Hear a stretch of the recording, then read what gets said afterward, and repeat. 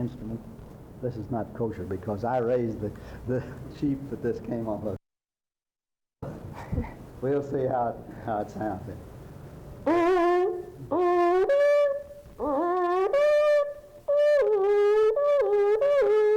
As the dust goes flying out. It shows it hadn't been used well. And so that, yes. Here is another type of cup mouthpiece instrument. It's wood, so you might think it's woodwind. But this is the tsink, or the cornetto. Played, fingered like the recorder, but you buzz your mouth and your lips in the little cup.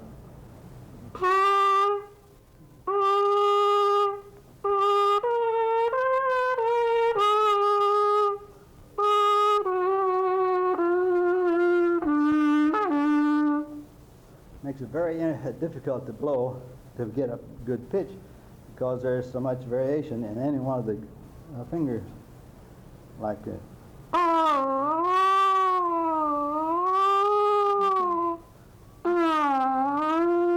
So one has to select by ear what pitch he's going to. Would this be the This is most difficult of all these? Well, it wind would be instruments? very difficult. The difficulty is in getting the correct pitch. And it's a matter of practice and having a real good ear. The other head joint makes it what they call in Italian cornetto diritto, a straight. This is the silent or muted cornet. But it doesn't mute it really very much.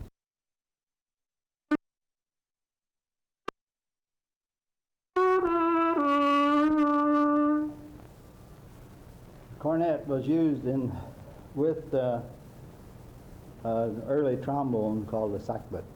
And they had organizations called Turmmusik. They played from the towers there. The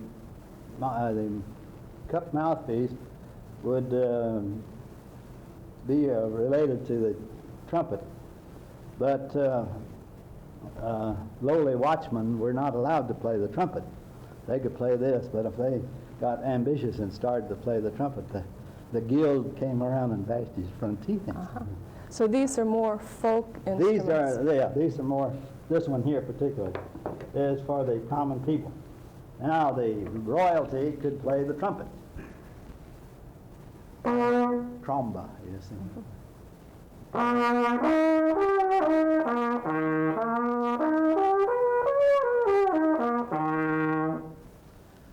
That range is good for this type of mouthpiece here.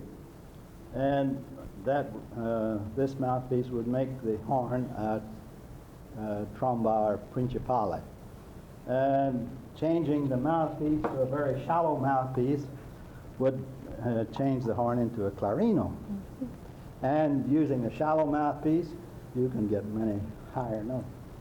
I can't get very high, but then I'll demonstrate.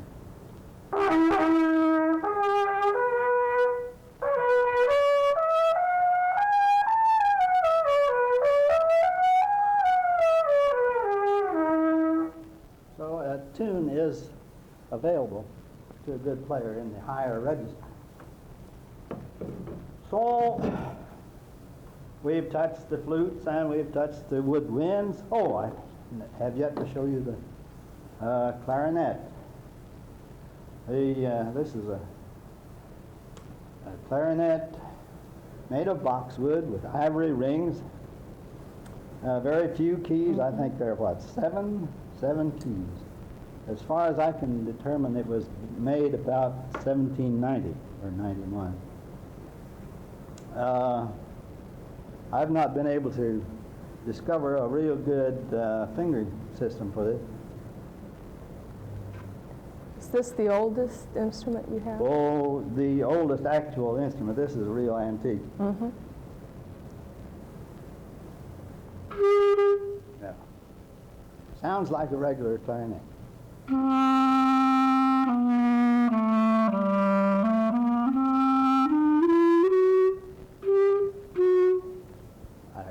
find the real.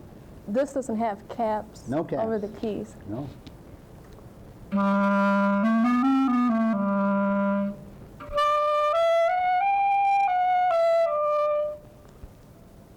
With a good clarinet player, it would sound fairly decent. All right, now let's go back and look at some very primitive string instruments. Very primitive type. This is the Misenko, and it comes from Ethiopia. And you see the bow. Wow. The bow is a real bow with both horsehair for here and the bow. And this instrument was brought back from Ethiopia by my brother who was there. And he said beggars would sit on the street corner in Addis Ababa and play their tunes. So you can imagine.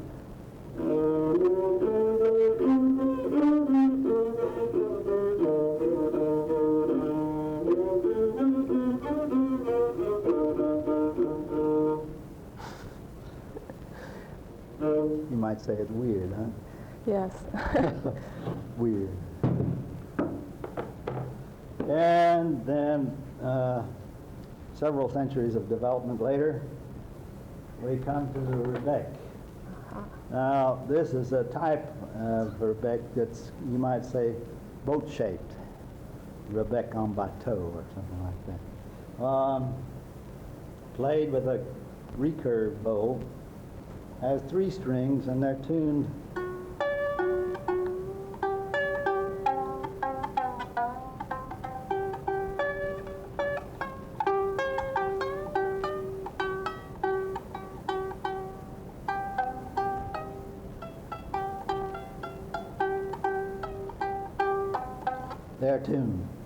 sometimes.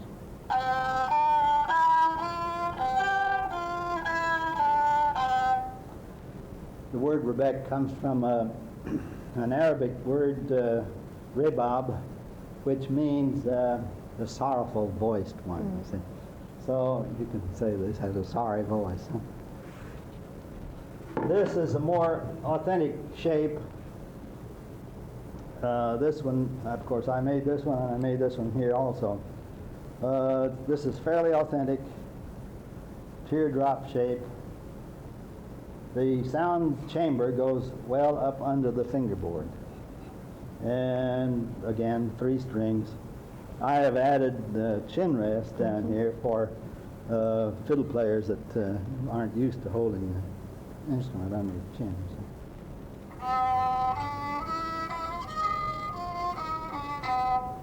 Not very pretty, but characteristic. About how long would it take you to make one of these? Well, let's see, I imagine I have about 2 weeks straight work in this.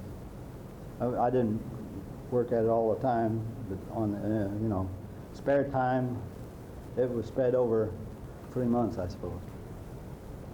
There's a matter of finding the proper wood and then engineering the whole thing. I only had pictures to go by, no pattern. So I made my own pattern, and this is what came up. And the next development in strings, well, not the next, but after another few hundred years, the family of gambas were, viola da gambas were developed. This is the alto, and this is the tenor.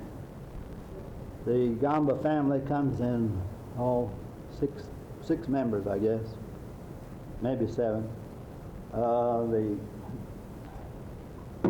The one smaller than this is the treble. Then there is a dessous de viol, which is smaller yet. There is a bass, which is larger than this.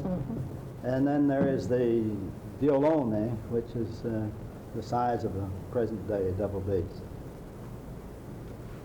Well, I'll give you a little idea of what these sound like.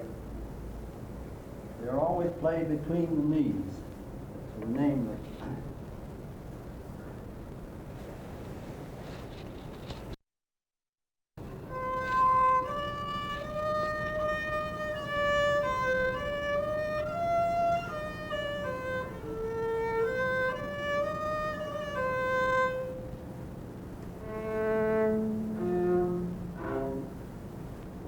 tune, I'll not take the time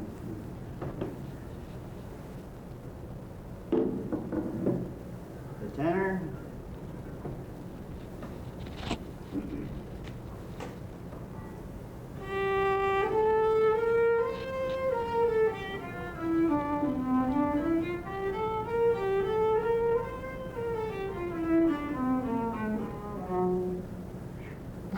But I guess you're not tuning, you see?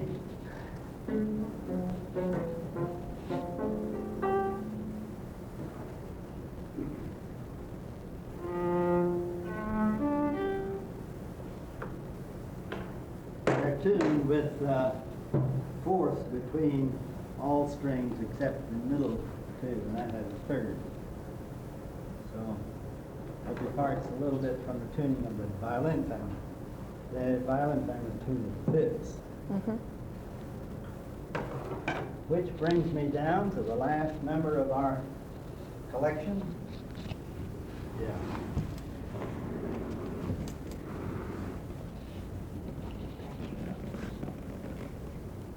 I need that too.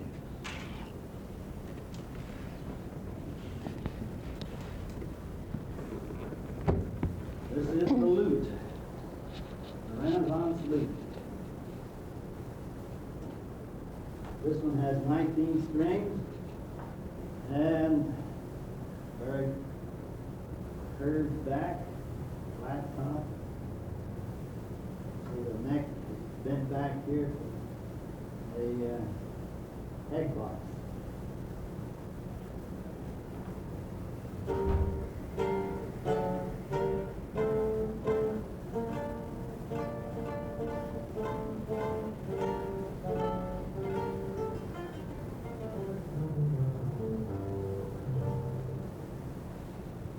Beautiful. Thank you very much. That ends up.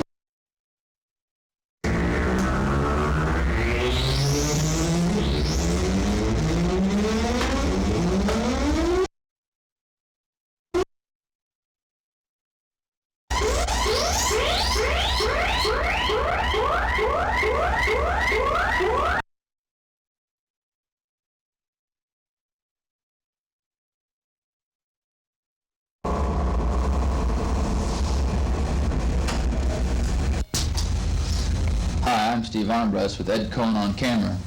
We're at the Indiana University Musical Arts Center, and with me is the Associate Director of the Electronic and Computer Music Center, Tom Wood. Now, the music we just heard came from this instrument here and the other instrument over across the room. There are several types of what we call synthesizers, and we'll show you a little bit about them. today. Okay, great. And I think that what we want to do is probably start off here with this monster machine with its cavity in the middle.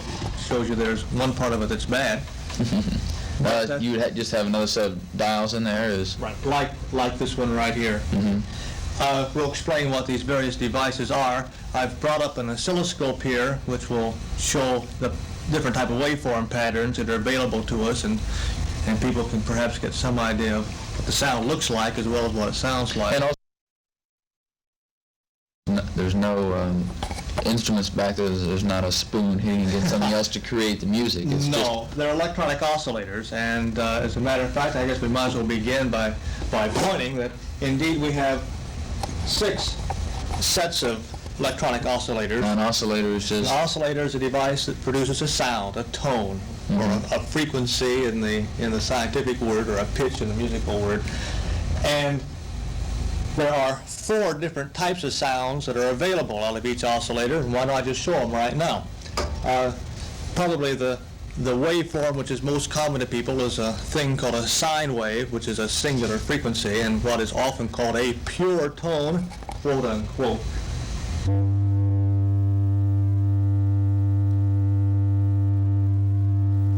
I guess that's just a basic tone then that you... There we go. That's a basic sine wave. The actual sine wave of this instrument actually is not a pure sine wave. It's got a little bit of peaks up on top, which adds a little bit more interesting musical color. Okay. And one of the simplest ways of getting a sound is simply taking a signal and turning it on and off, right? Real fast. It's called a square wave or a pulse.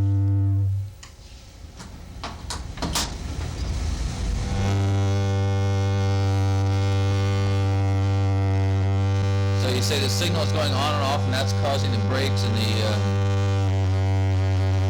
Oh, we've got problems, don't we? There, you can see it here, it turns on, here it comes off. Okay. Now, when you're patching these different chords in these different outlets here, now what are they doing? Just connecting one part of this synthesizer to another, or? All I'm doing right now is taking the output waveform of the oscillator and putting it through an amplifier so I control the volume of it, and then running it to an amplifier and picking the signal off of the scope. I didn't get a very good connection on that one because you heard the sound going wavering around.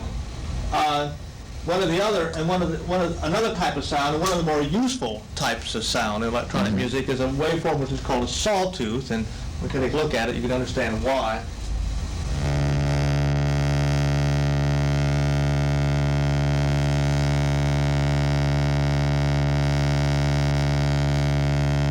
Now, is this also created by the stopping and the starting, or? No, in this particular case, the electronic way of doing this is that you're charging a capacitor to a point where it cuts off a transistor. Got that? Don't get too much into all of that. Musically, the interesting thing between the sawtooth wave and the square tooth wave is that in a square wave, Yeah, okay. you have only odd harmonics present in terms of an overtone series. Odd harmonics meaning? No even multiple. Only odd harmonic overtones are in the sound.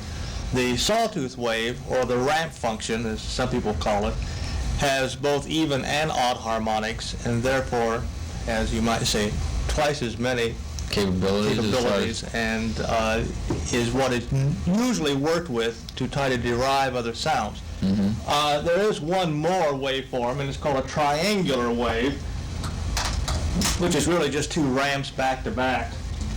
2 ramps, which is the sawtooth, you mean, or the? Right. Okay. One going up, and then the other one comes back down. Oh, so that way it's enclosed. Right. On electronic organs, this is called the clarinet stop.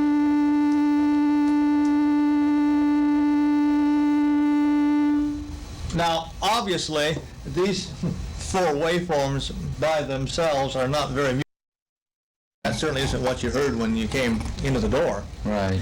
So there are all types of modifiers that exist on the synthesizer, and this is why you see all these various Oh, so groups of all the things. music is from the 3 basic or the... The oscillators are what produce the sounds, and then there are various ways to manipulate them. And the music is a manipulation of these different sounds then. Correct. This particular synthesizer was not ever really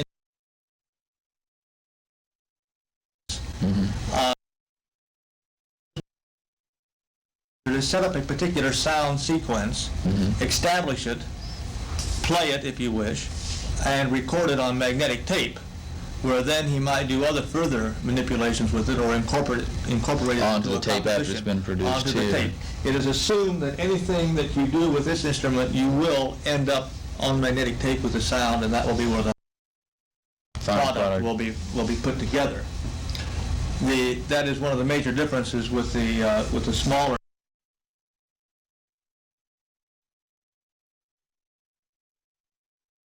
performance atmosphere. And Okay. don't have all the places for patch cords, but they allow the person to do a lot of knob fiddling. Their capabilities are not as wide, but their accessibility is.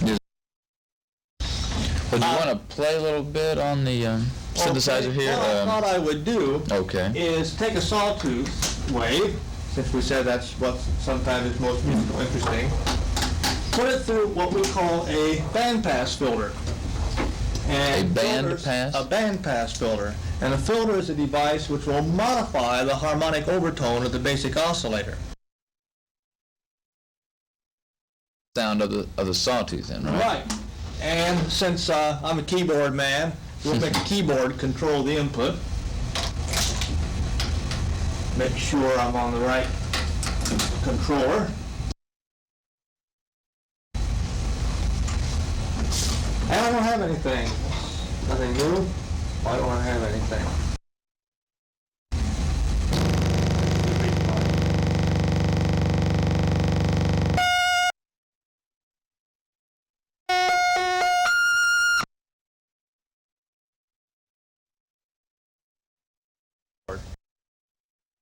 Tuning a Well, guitar or... something like that.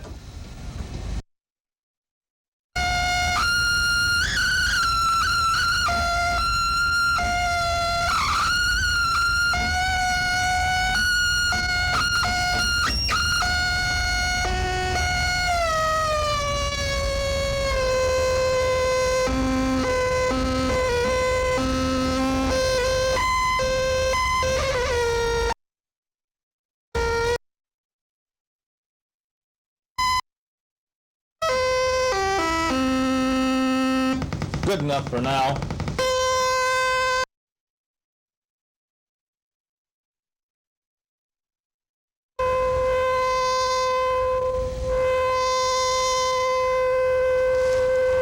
I think you'll notice actual sound timbre, you could see the peak kind of roll off on that ramp function.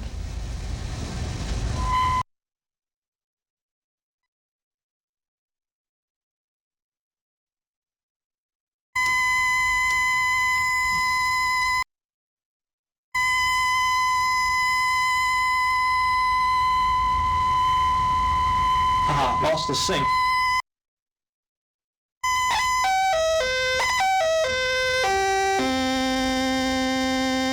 Tuning should be a little bit better, but we'll go on. Now, one of the other advantages is that you can control the steady timbre of this, but the timbre, that is the sound itself. quality. Now, also we know that instruments tend to have what we call an attack characteristic. An attack? That is the bite of the bowl or the tonguing of a trumpet. Oh, I and see. that you have Okay. an attack form on there. So we have devices that will control the signals in order to do this. Reach around here and grab another long patch cord. Okay. Oh.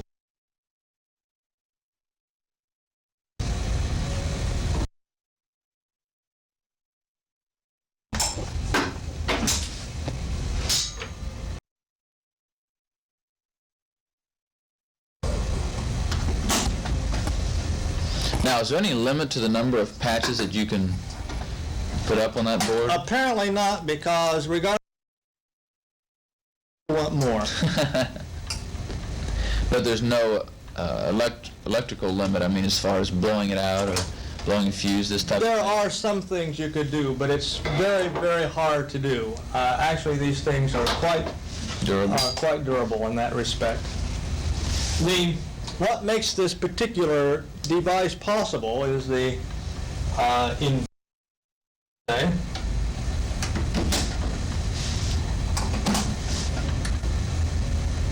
of the amplifier. DC, what, direct current? Being direct current, it will amplify direct current, and therefore you can use a small direct current. You mean like out of a wall socket, or? Well, Not no, quite that simple. not quite like that. A much lower voltage as a control voltage, and it is these control voltages that affect the behavior and the pitch and the amplitude, which essentially are the parameters, we might say, of music. Obviously, rhythm is still going to be imparted by the timbre is tone quality, I see. and amplitude is volume or dynamics, and these can be controlled by various devices. I'm trying to set one up right now. We're going to set up a generator on what we call the low-pass filter that will cause a burst of high-frequency transients to occur at the beginning of the sound. Let me see if we can get that. First, or?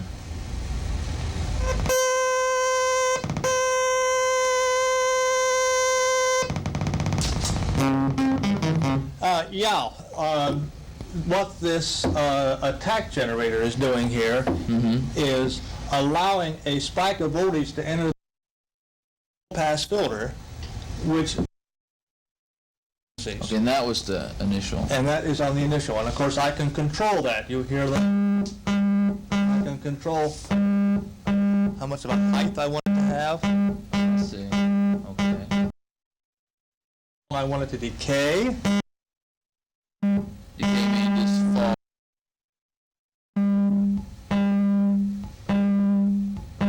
And I can control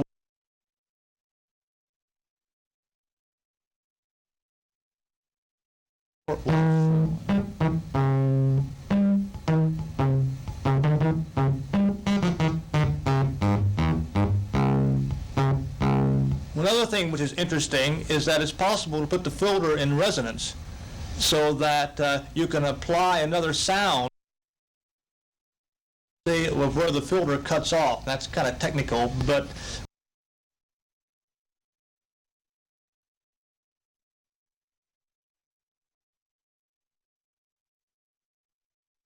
it's using the sound of the filter itself to produce.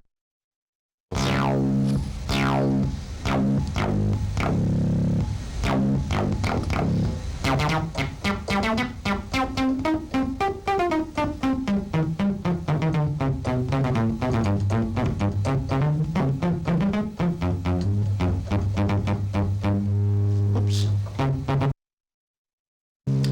These are only right here, and I cast the chord down. I can't play anything above it, you know. I see. But of course I can go ahead and play below it.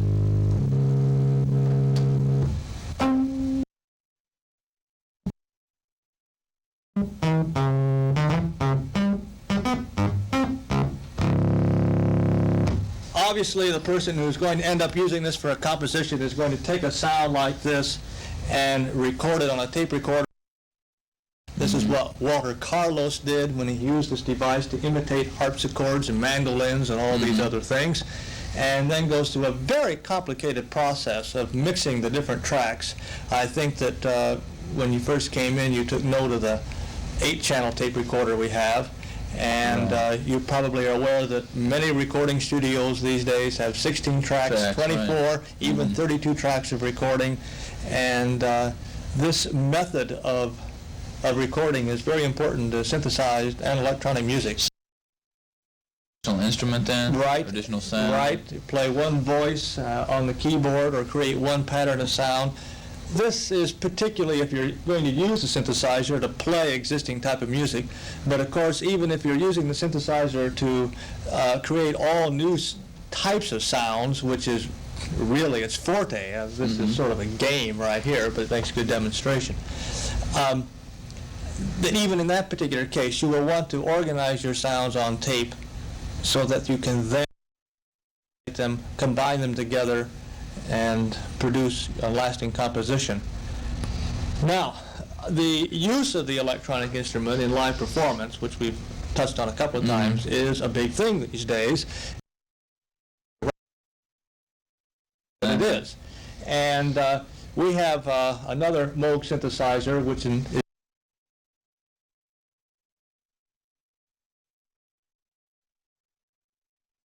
a person to get around on the instrument a lot faster and has controls that can be used by who is a student and also a tutorial instructor here in the center, is going to show mini Moog right now, as a matter of fact. Good.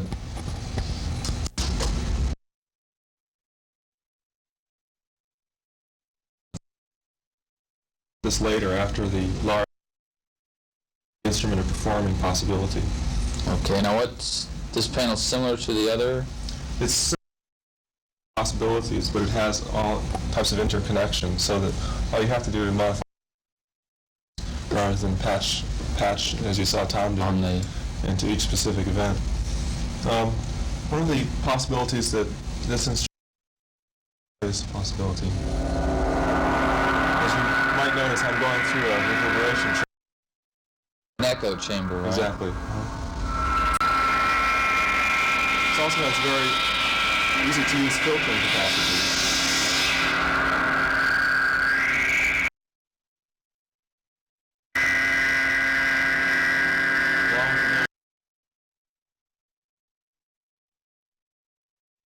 Which can modulate the sound as a control voltage.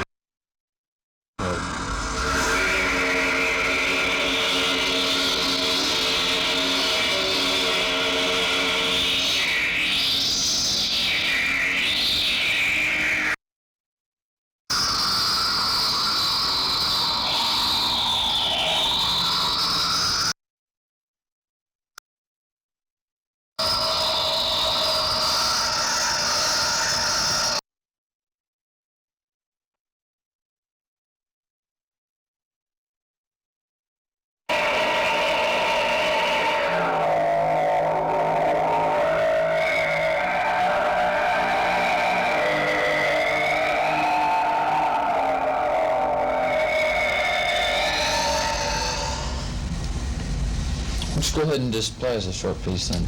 All right.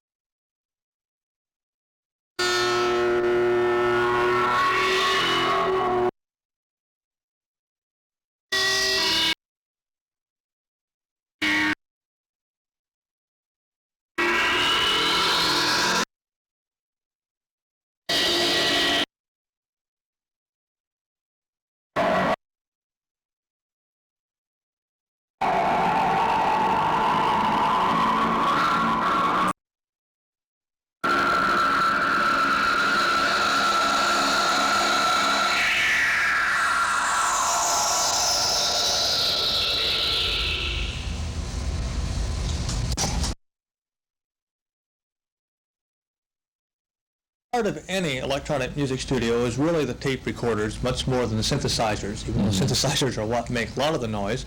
Certainly not all electronic music even makes use of electronic synthesizers. Things which or music which has been commonly known as musique concrète, recording of objects and so forth. At any rate, whether you use synthesizers or other type of acoustical sound sources, you need some media by which to get the sound organized, and a tape recorder is that media. The multi-track recorders are necessary because normally you're organizing several sounds that you need to combine together. Sound from different instruments, right? Right. The quality of the tape recorders are what is going to determine the quality of the sound. Final product. Now, we have to have, excuse me. No, what happens is you record one sound like the 2, and this 8-track just combines it all into one sound. You can get them all on one tape, and you will notice that there are some knobs that are stuck in underneath the row of panels with the meters on them, and those are called cell sync controls, which allow you to synchronize the sounds in all the tape channels so that they can all be spaced exactly the way you want them to be on the tape. Of course, most final tape products don't exist in 8 channels. Certainly many do in 4 channels, and you'll see the 4-channel machine in a minute.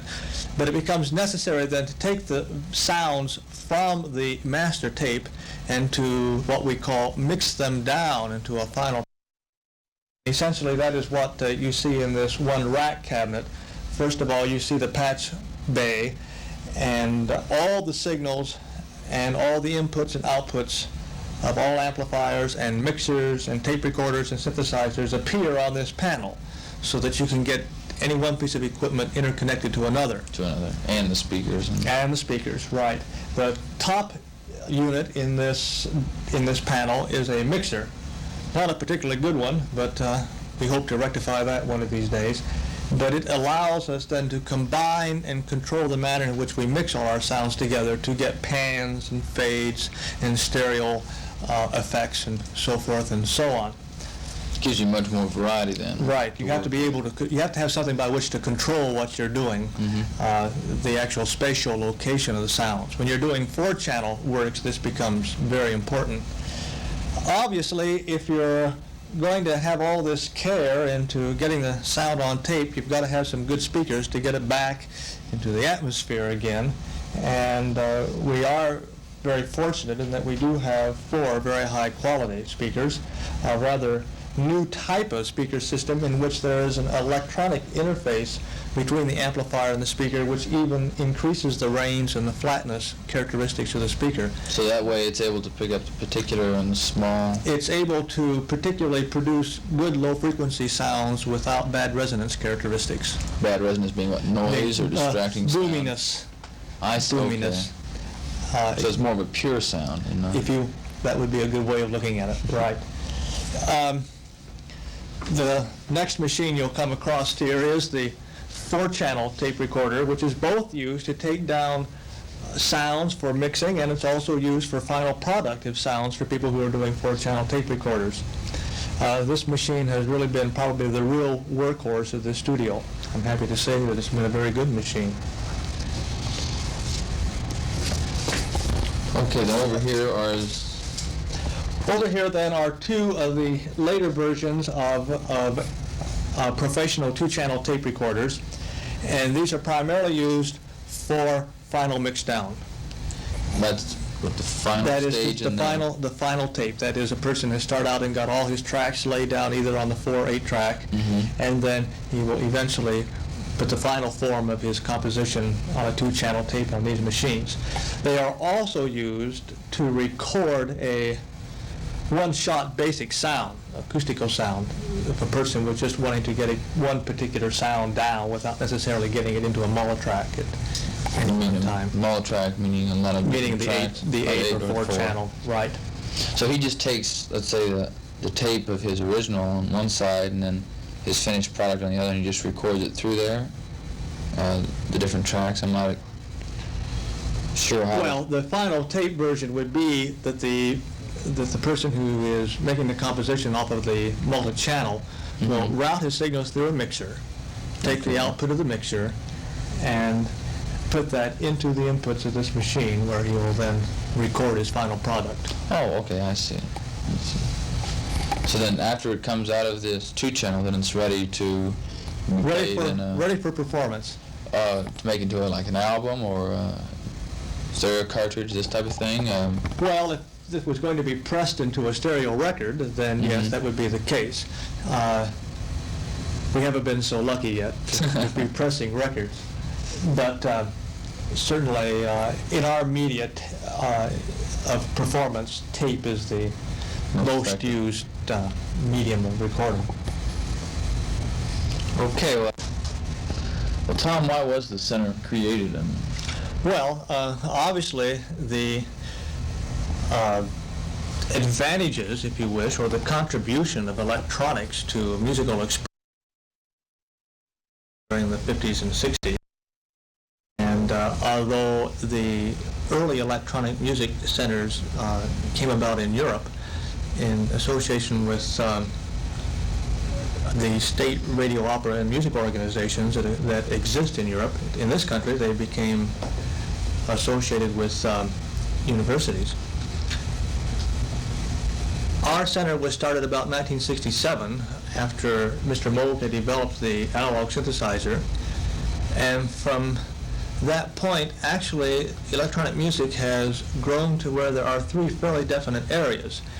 And you've already, in the course of looking around the studio, heard me talk about synthesizers that are used for live performance, and this is certainly one area in which electronic music is becoming much more popular all the time because of the greater refinements in equipment that allow people to manipulate electronic sounds different tracks and stuff, in a live media. Then, of course, there is the classical tape composition, as we call it, where one does take sounds and organize them on magnetic tape, this form of composition. And then, as of late, there has been much interest in what is called digital music synthesis, or even using the digital computer as a means of aiding the composer in the composition of music. The center here at this time tries to work in all 3 areas: live performance, classical tape composition, and what we call digital synthesis. We do offer a master's degree in music, which covers these areas. All these 3 areas. Right. Okay, Tom, well, thank you for your time then. You're welcome.